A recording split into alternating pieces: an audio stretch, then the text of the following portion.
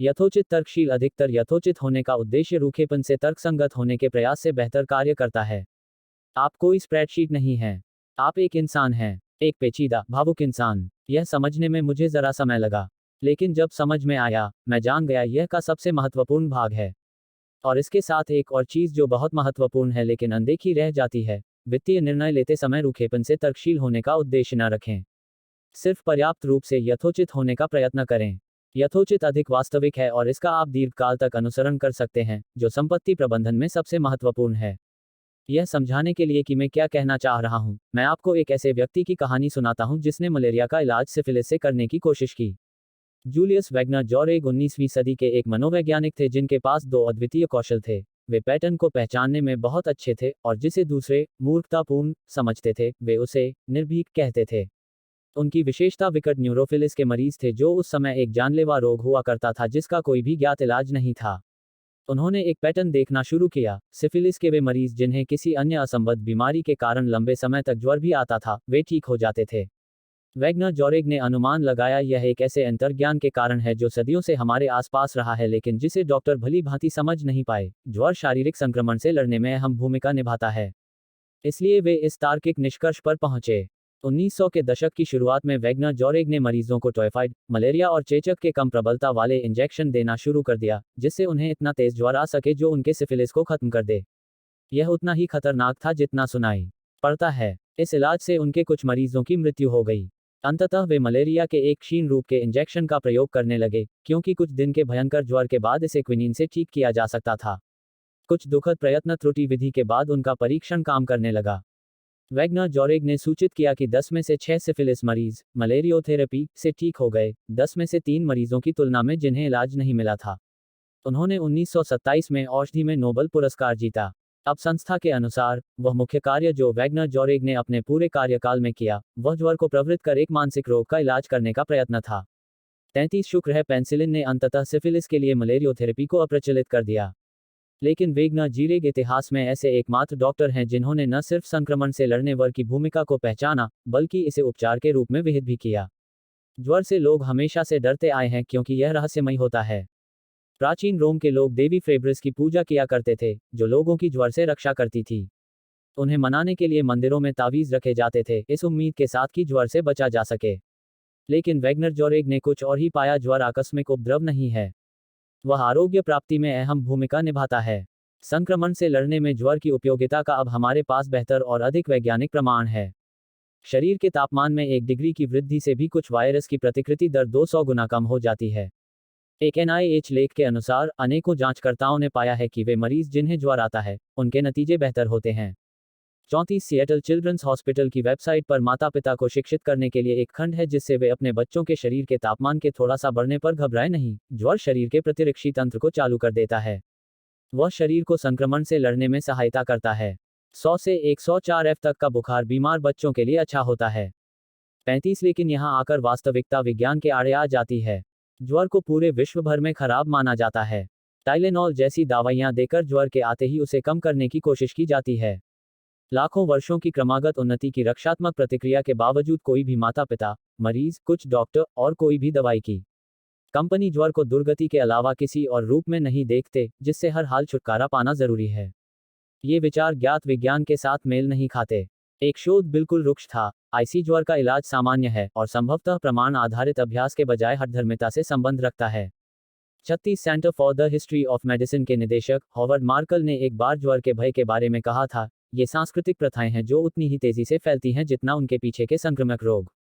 37 ऐसा क्यों है? अगर ज्वर लाभदायक होता है, हम सार्वभौमिक रूप से उससे लड़ते क्यों हैं? मुझे नहीं लगता यह समझना जटिल है। ज्वर कष्टदायक होता है और लोग कष्ट नहीं झेलना चाहते। बस इतना ही। एक डॉक्टर का उद्देश्य सिर्फ बीमारी का इलाज करना नहीं होता, बल्कि मरीज के लिए जो यथोचित और सहनीय है, उसकी सीमाओं के अनुसार बीमारी का इलाज करना होता है। संक्रमण का मुकाबला करने में ज्वर से थोड़ा लाभ मिल सकता है, लेकिन वह काफी तकलीफ भी पहुंचाता है। और मैं डॉक्टर के पास इसलिए जाता हूं कि यह तकलीफ का हो। कंबल के अंदर ठिठुरते हुए मैं ऐसे किसी शोध की परवाह नहीं कर सकता। अगर आपके पास ऐसी कोई गोली है जो इस बुखार को कम कर सके, तो फौरन दे दीजिए। अगर आपको कोई संक्रमण है तो ज्वर आने की चाह रखना तर्कशील हो सकता है, लेकिन यथोचित नहीं। इस तत्वज्ञान तर्कशील होने के बजाय यथोचित होने का प्रयास करना को संपत्ति संबंधी निर्णय लेते समय अधिक से अधिक लोगों को ध्यान में रखना चाहिए।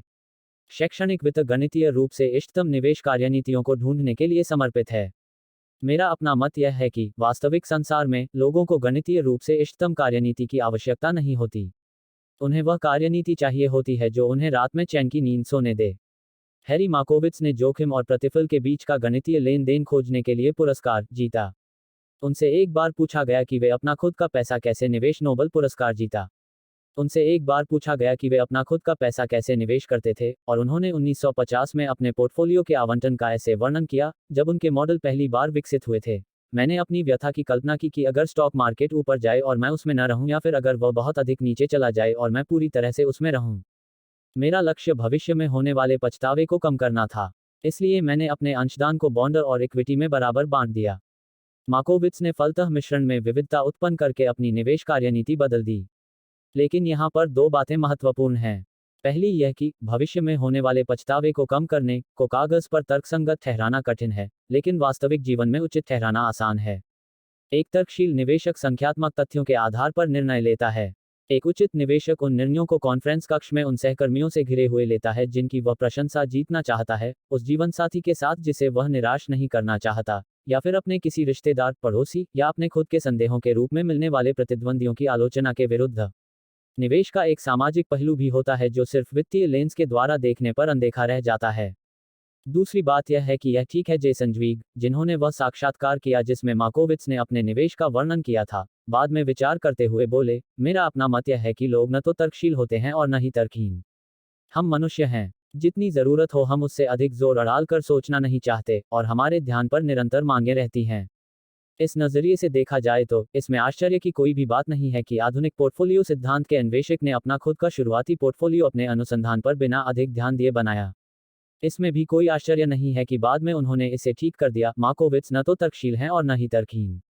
वे उचित हैं। वित्त में जो बात अक्सर अनदेखी रह जाती है वह यह है कि तकनीकी रूप से सही होकर भी कुछ संदर्भगत रूप से निरर्थक हो सकता है।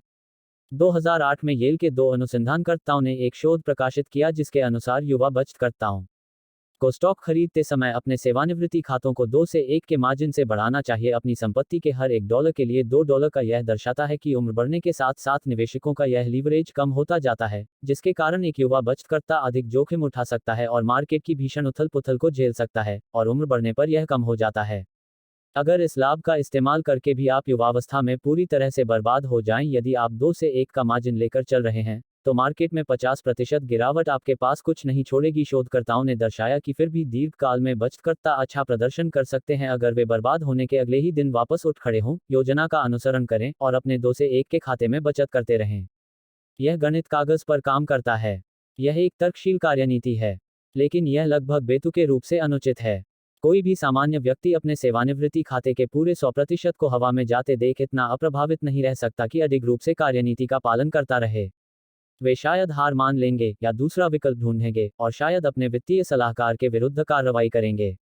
अनुसंधानकर्ताओं ने तर्क दिया कि उनकी कार्यनीति का प्रयोग करते समय अपेक्षित सेवानिवृत्ति संपत्ति जीवनकाल निधि की तुलना में 90% अधिक होगी। यह 100% कम उचित भी है। असल में अनुचित दिखने वाले निर्णयों का समर्थन करने का एक तर्कशील कारण है। यह रहा एक, मान लेते हैं आपको अपने निवेश से काफी लगाव है। यह कोई रूढ़िवादी सलाह नहीं है। यह कहना निवेशकों के लिए सम्मान के तमगे जैसा है कि वे अपने निवेश को लेकर भावनाहीन हैं, क्योंकि यह तर्कसंगत प्रतीत होता है। लेकिन अगर अपनी कार्यनीति और स्टॉक को लेकर भावनाओं की कमी इस संभावना को बढ़ाती है कि जब वे कठिन प्रतीत होंगे, आप उनसे दूर हट जाएंगे, जो तर्कशील सोच जैसा दिख रहा है वह देनदारी बन जाएगा। उचित निवेशक जो अपनी तकनीकी रूप से त्रुटिपूर्ण कार्यनीतियों से लगाव रखते हैं, उनके पास यह लाभ होता है कि उनकी अपनी कार्यनीतियों के साथ टिके रहने की संभावना अधिक होती है। कुछ ऐसे वित्तीय परिवर्ती कारक भी हैं जो शुरुआती वर्षों में किसी कार्यनीति से प्रतिबद्धता की तुलना में कार्य निष्पादन से अधिक सहसंबद्ध होते हैं। दोनों, कार्य निष्पादन की मात्रा और समय के अंतराल में उसे वश में करने की संभावना। ऐतिहासिक रूप से यूएस मार्केट में पैसा बनाने की संभावना एक दिन के अंतराल में 50-50, एक वर्ष के अंतराल में 68%, 10 वर्षों के अंतराल में 88% और अब तक 20 वर्षों के अंतराल में 100% है। कुछ भी जो आपको इस खेल में बनाए रखे वह महत्वपूर्ण रूप से लाभदायक है। अगर आप वह करिए जो आपको पसंद हो को एक खुशहाल जीवन की कुंजी के रूप में देखते हैं, तो यह एक खाली फॉर्च्यून कुकी की सलाह जैसा लगेगा। अगर आप इसे ऐसी चीज के तौर पर देखते हैं जो सफलता को आपकी ओर मोड़ने की संभावना के लिए आवश्यक स्थिरता प्रदान करे, आप देख पाते हैं कि यह आपकी वित्तीय कार्यनीति का सबसे महत्वपूर्ण भाग होना चाहिए। अगर आप एक ऐसी होनहार कंपनी में निवेश करते हैं जिसकी आपको कोई परवाह नहीं, जब सब अच्छा जा रहा हो तो आप लाभ उठा सकते हैं।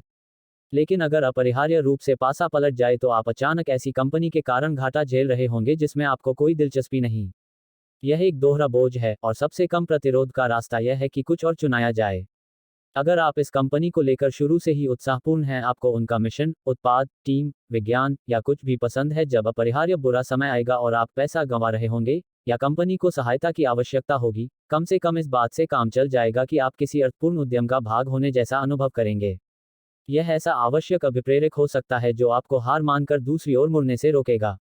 ऐसी और भी अन्य परिस्थितियां होती हैं जहां संपत्ति को लेकर तर्कशील होने के बजाय यथोचित होना ठीक है।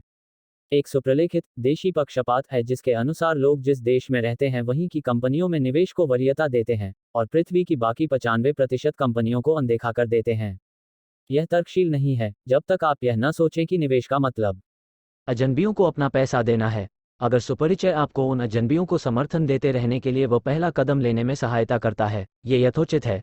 डे ट्रेडिंग और अलग अलग स्टॉक खरीदना अधिकतर निवेशकों के लिए तर्कसंगत नहीं होता, संभावना भारी रूप से आपकी सफलता के विरुद्ध होती है, लेकिन ये दोनों छोटी मात्रा में यथोचित हैं अगर ये आपकी चाह पूरी कर आपके अन्य विविध निवेशों को बनाए रखते हैं। निवेशक जोश ब्राउन, जो विविध निवेश का समर्थन करने के साथ साथ विविध निवेश रखते भी हैं, उन्होंने एक बार बताया कि वे क्यों अलग अलग स्टॉक्स का समूह रखते हैं। मैं अलग अलग स्टॉक ये सोचकर नहीं खरीदता कि मैं इससे अल्फा उत्पन्न करूंगा, अत्यधिक बेहतर प्रदर्शन, मुझे बस स्टॉक से लगाव है तब से जब मैं 20 वर्ष का था और यह मेरा पैसा है, मैं जो चाहूं वह कर सकता हूं।